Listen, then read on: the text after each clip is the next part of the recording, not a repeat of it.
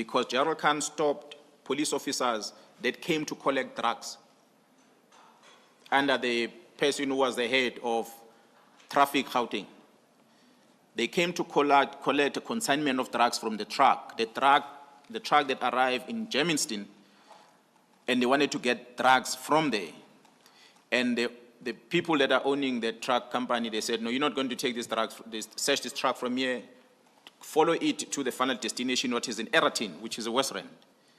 So 2 police officers, 1 Johannesburg traffic, and 1 captain from Zongezizwe, they followed the truck until it arrived at Eratin, and they were accompanied by 3 members from Pretoria who traveled all the way there. 1 from organized crime, 2 from the dog unit. And they all said they were coming to search the truck. And they actually offloaded the consignment from the truck, which was drugs, in bags. They took this thing and they loaded it in the police car. Luckily, the lady that worked in that company contacted 10111. 10111 called Boysen police station. Boysen vehicle came there, and then there was a conflict between the police when they discovered that these policemen who say they're running these operations, they're already removing this consignment from the truck, they're loading it in the police park. So these policemen asked, but this is a crime scene. Why are you taking this thing from here to here? If you're saying it's drugs, we have not even opened the bags. How do you know? If it is drugs indeed, why do you load them in the park? And this one said, no, we're taking them to Zongezizwe. And this one said, but this is Boysen area. Why do you take this thing to Zongezizwe? It's found here, it's a crime scene. Get LCRC and everyone to deal with it. Then there was a conflict between police at the time, and that police member who was present there took the vehicle, police vehicle, and he blocked this police car that was already loaded with drugs. He blocked it so that it doesn't move.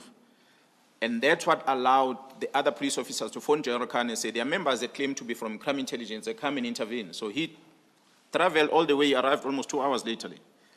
And he put a stop from these drugs to be stolen. He phoned DPCI, he phoned the local provincial crime intelligence. They came and took over the scene and he left. But it was then strange as to how do you blame Khan for that?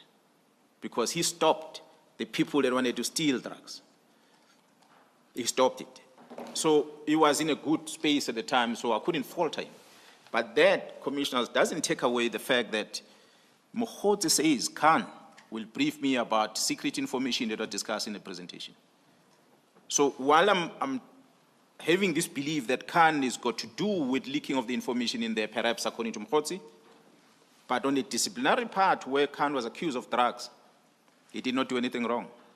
So if I had that bad intention against Khan, I would have dismissed him. But I didn't.